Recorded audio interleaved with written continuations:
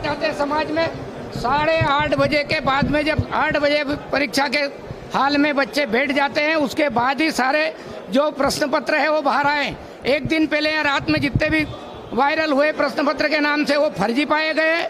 इसका मतलब 8:30 बजे के पहले किसी भी दिन एक भी प्रश्न पत्र बाहर नहीं गया है। एक गिरोह है, योजनाबद्ध तरीके से सरकार के इस सिस्टम को बदनाम करना चाहते हैं, बच्चों को लूटना चाहता है।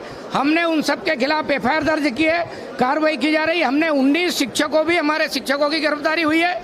और यदि इस प्रकार से कोई भी गोपनीयता भी भंग करेगा, उनको भी हम जेल में डालने का काम करेंगे। सख्त कार्रवाई सरकार कर रही है।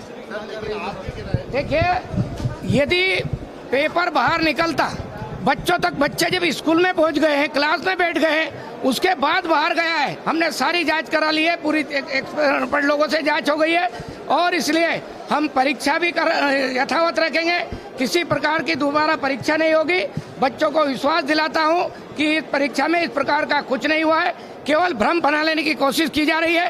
कांग्रेस उस भ्रम में शामिल होकर के और सरकार को अनावश्यक रूप से एक आरोप लगाने की कोशिश की जा रही है। और बच्चों में, जो बच्चे ईमानदारी से परीक्षा दे रहे हैं, उनके भी विश्वास दिखाने का काम कांग्रेस कर रही है। मुझे लगता है कि कांग्रेस को ऐसे कृत्य करने से बचना चाहिए।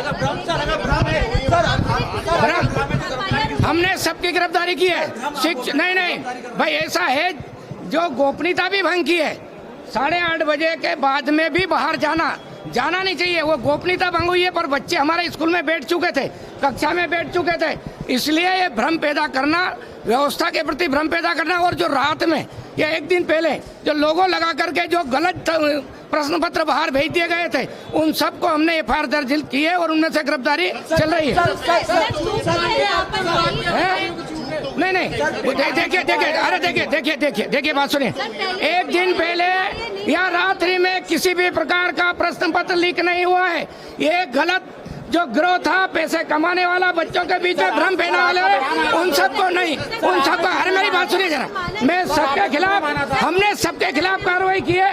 लेकिन जो 8:30 बजे के बाद में भी स्ट्रांग रूम से किसी व्यक्ति ने बाहर वायरल करने का काम किया है, उसमें हमारे शिक्षक दोषी पाए गए। हमने शिक्षकों के खिलाफ कार्रवाई की है। और हमने व्यवस्था की है, सुनिए जरा, हमने जो व्यवस्था की है, सभी कलेक्टर के अंडर में लेकर के वह नायब तहसीलदार, तहसीलदार, पुलिस के अधिकारी अब प्रश्न पत्र थाने से जाएंगे।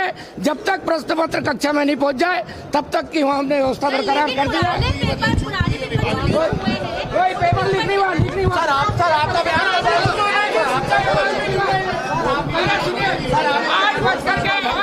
8:47 पर जो बाहर गया उसको पेपर लीक नहीं माना जाता।